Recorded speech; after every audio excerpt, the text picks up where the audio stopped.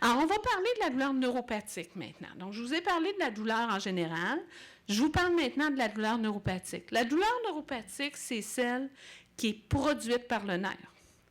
Normalement, le nerf, c'est tout simplement le fil électrique qui part de la prise puis qui s'en va jusqu'à la lampe et qui transmet l'électricité entre les deux. C'est ça que le nerf est supposé faire.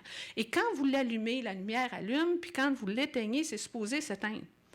En douleur neuropathique, ce système électrique-là fait défaut. Il y a un court-circuit à quelque part, puis vous avez beau baisser la switch, ça reste allumé. La douleur va rester. C'est que c'est le système nerveux lui-même qui entretient la douleur, qui génère la douleur et qui va faire en sorte que le système, il s'éteint plus. Et donc, il y a de la douleur qui persiste. Et donc, au lieu d'avoir de la douleur aiguë qui aurait dû guérir, vous vous ramassez avec de la douleur qui va devenir chronique. C'est le système nerveux qui devient comme un pacemaker puis qui continue à transmettre de l'information douloureuse. Alors, des exemples de douleurs neuropathiques, on en a vu un petit peu tantôt, le zona, un tunnel carpien, ça a l'air bête à dire, mais c'en est une douleur neuropathique. La polyneuropathie diabétique, c'en est une. Avez-vous d'autres exemples à me donner de douleurs neuropathiques? Le psoriasis. Psoriasis, pas tout à fait. Psoriasis, on pense plus au niveau de la peau, tout ça. Ça n'aurait pas rapport. Avez-vous d'autres idées? Pardon? Le sciatique, une compression, une hernie discale qui vient comprimer une racine nerveuse qui donne un tableau de douleur sciatalgie. Tout à fait, c'est une douleur neuropathique. Fibromyalgie aussi, on considère que c'est tout à fait, vous avez raison, monsieur, c'est aussi une douleur neuropathique. Alors, chez les patients diabétiques, qu'est-ce qui se passe pour faire en sorte qu'il y ait un dommage au niveau des nerfs? Parce qu'on s'entend, pour faire une douleur neuropathique, il faut qu'il y ait eu un dommage. Mais le dommage que les gens vont avoir quand ils sont diabétiques, c'est pas un coup de couteau sur le nerf qui se produit, c'est pas une hernie qui vient comprimer le nerf ou quoi que ce soit. C'est le nerf lui-même qui devient endommagé. Alors, on sait que l'hyperglycémie, les taux de sucre élevés, peuvent faire en sorte qu'il va y avoir un stress oxydatif. Il va y avoir des anomalies qui vont apparaître au niveau du nerf. Ça va amener des complications au niveau des petits vaisseaux qui nourrissent le nerf. Puis, éventuellement, il va y avoir une atteinte du nerf. Le nerf, un peu comme notre fil électrique, il est enveloppé. OK? Ce n'est pas du plastique là, qui enveloppe notre fil comme un vrai fil électrique. C'est des gaines, c'est des enveloppes de myéline qu'on a. Comme tel, tout ce processus-là va faire en sorte que les gaines de myéline vont être endommagées puis peuvent disparaître. Un peu comme un fil électrique pour notre prise qui va à la lumière, le fil peut être à vif, puis à ce moment-là, il peut être sujet à bien des courts-circuits. Bien, notre nerf périphérique va venir aussi, lui aussi, à vif et malheureusement va causer des courts-circuits. Donc, le système va toujours être ouvert et permettre la transmission douloureuse. Donc, ce qu'on va voir apparaître, du fait que les nerfs sont endommagés, on va perdre la sensibilité au niveau de nos pieds, nos mains, surtout les pieds, les mollets, les jambes. Et on va avoir aussi de la douleur qui va survenir. Parce que le nerf est endommagé, lui, il continue à envoyer de l'information au cerveau en disant « Hey, ça ne marche pas, j'ai mal ». Alors qu'il n'y a pas eu de blessure, de coupure ou quoi que ce soit, mais le nerf lui transmet l'information. Alors, quel est le pourcentage de patients diabétiques qui vont aboutir à avoir de la douleur neuropathique? Parce qu'on s'entend, des atteintes neuropathiques, des pertes de sensibilité, ça peut aller à 50 % de la population diabétique. Chez les patients de type 2, parfois, là, dans les patients de type 2, parfois, les atteintes, les pertes de sensibilité vont commencer avant même que le diagnostic va avoir été posé. Donc, il peut arriver que les gens ont perdu ces sensibilités-là, puis d'un coup, pouf, on découvre un diabète. La douleur n'aura pas commencé nécessairement tout de suite. La douleur, souvent, peut apparaître un petit peu plus tard. Puis, on parle de 10 à 20 % des patients qui vont avoir une douleur neuropathique. Mais comme je vous le mentionnais, il y en a 50 % qui auront eu des atteintes. Plus ça fait longtemps qu'on est diabétique, bien évidemment, plus on a des chances d'avoir eu ces dommages-là au niveau des nerfs. Ce n'est pas tout le monde qui va avoir de la douleur, on parle de 10 à 20 % mais il y en a jusqu'à 50 % qui auront ces pertes de sensibilité-là comme telles anormales. Alors, chez les patients, comme je vous le mentionnais, de type 2, souvent, ces pertes de sensibilité-là seront apparues avant même qu'on fasse le diagnostic. Alors, comme tel, comment ça se présente quand quelqu'un commence à avoir des douleurs neuropathiques? Alors, parmi les symptômes qui sont fréquents, les brûlures. Une sensation de brûlure au niveau des pieds, c'est souvent présent. Ça peut être des chocs électriques, des élancements, mais c'est plus souvent la brûlure qui est rencontrée. Ça peut être aussi des picotements, l'impression que vous êtes comme chez le dentiste. Là. Vous savez, quand ça dégèle, là, puis ça commence à fatiguer, ça peut ressembler aussi à ces symptômes-là. Plus souvent qu'autrement, ça touche les pieds en premier. Et ça peut monter la cheville, le mollet, ça peut progresser. Tranquillement, pas vite. Mais il y a des gens aussi qui vont avoir l'atteinte au niveau des mains, puis il y en a qui ont les deux. Ils vont avoir les atteintes au niveau des membres inférieurs et au niveau des membres supérieurs. Ce qu'il y a vraiment d'ennuyeux avec la douleur neuropathique, c'est qu'elle va être là, présente tout le temps.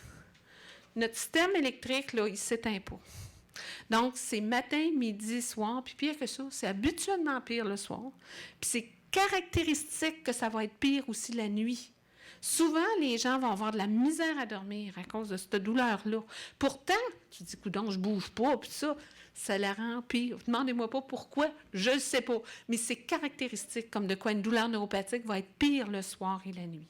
Ça, c'est vraiment chez nos patients. Ça va affecter le sommeil. Puis évidemment, si on ne dort pas, puis on a du mal, le lendemain matin, soyons honnêtes, la mèche est courte. Hein? La capacité à tolérer la douleur peut malheureusement être de plus en plus difficile. Puis, peut arriver la situation dont je vous parlais tantôt. Dans les patients qui ont de la douleur chronique, 30 à 50 %, même parfois certaines études disent 60 % des gens vont finir par faire une dépression. Donc oui, c'est possible. C'est pas que c'est la dépression qui est à cause de la douleur, pas du tout. La dépression survient à cause qu'on a trop de mal. Alors, comme tel, le frottement, le dernier point, le frottement peut, juste au niveau de la peau, causer beaucoup de douleurs. Alors, les douleurs neuropathiques, comme je vous le mentionnais, ça atteint les patients diabétiques.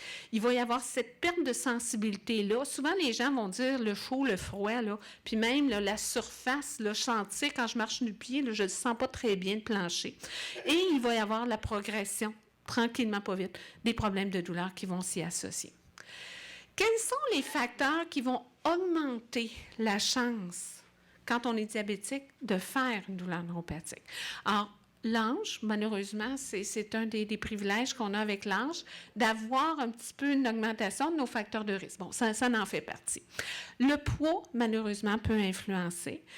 Les problèmes vasculaires, quand on a des problèmes au niveau des gros vaisseaux, puis la circulation des gros vaisseaux, bien, c'est sûr que ça n'aidera pas la petite circulation aussi qui va nourrir les nerfs. Donc, comme tel, ça peut influencer.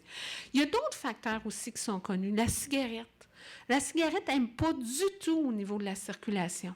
Donc, comme tel, c'est sûr que si on est diabétique et qu'on fume, nos chances d'augmenter le risque d'avoir des douleurs neuropathiques est grande. Donc, c'est une autre bonne raison d'arrêter de fumer.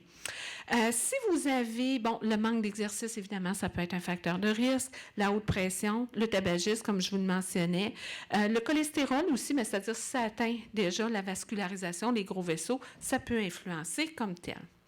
Alors, la douleur va avoir un impact. La douleur neuropathique sur l'individu va avoir évidemment un impact important. L'impact peut toucher plein de choses. Ça peut toucher l'état général de la patiente, c'est-à-dire que les gens vont avoir des troubles du sommeil, vont avoir une moins grande capacité à faire des exercices, il va y avoir une perte d'appétit, perte de libido, donc l'état général va être atteint. Il peut y avoir tranquillement, pas vite, une tendance à s'isoler parce que tu as l'impression que tu n'es pas capable de suivre ou encore la douleur va faire en sorte que ça affecte ton moral, donc tu peux diminuer tes loisirs. On peut avoir aussi des troubles de l'humeur avec une petite dépression, comme je mentionnais tantôt. 30 à 60 % des gens qui ont de la douleur chronique risquent de faire une dépression.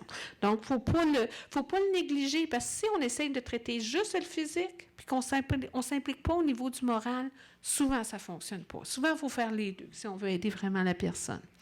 Et puis, il va y avoir des conséquences, malheureusement, dans l'entourage, dans la famille, au niveau de la société, parce que nécessairement, si on a plus de douleur, bien, on peut malheureusement manquer à l'ouvrage. On n'est pas toujours capable de rentrer travailler parce qu'on a trop de mal. Mais ça a un impact social aussi qui est important.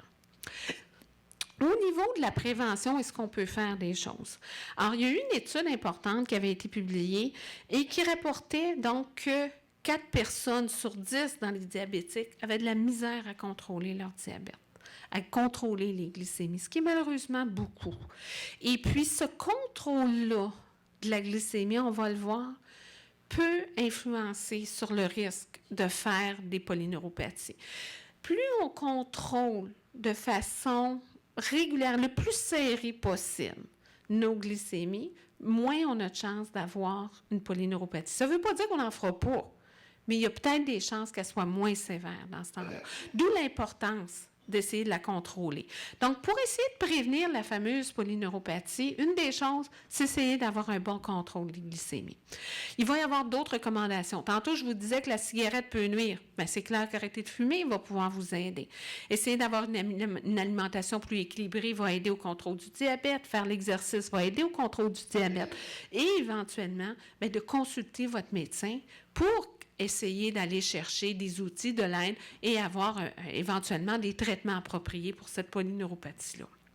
Alors, dans les objectifs, puis là, je ne suis pas endocrinologue. Donc, si les chiffres que je vous rapporte ne sont pas les mêmes que votre docteur, parlez-en à votre docteur. Ce n'est pas moi qui impose des chiffres. Mais si on regarde les chiffres recommandés, c'est qu'on essaie d'avoir un contrôle de la glycémie le plus étroit possible. Alors, c'est sûr qu'à jeun, on essaie d'avoir des glycémies idéalement en bas de 7. C'est sûr qu'on commence à être un peu moins optimal dans une situation de glycémie à jeun de 7 à 8,4, puis au-dessus de 8,4, ça serait probablement inapproprié. Mais comme je mentionne, si ce n'est pas les mêmes chiffres que votre médecin vous a déjà rapportés, fiez-vous à votre médecin. Là. Moi, ce n'est pas les chiffres. Là, c'est une pratique plus théorique. Moi, je suis spécialiste en douleur et en diabète. Alors, pour ce qui est de l'hémoglobine glycosylée, encore là, le contrôle le plus serré possible va faire en sorte qu'on aura probablement moins de chances de faire une polyneuropathie. Donc, l'idéal, ce serait en bas de 7 et même on parle en bas de 6 % si on était capable.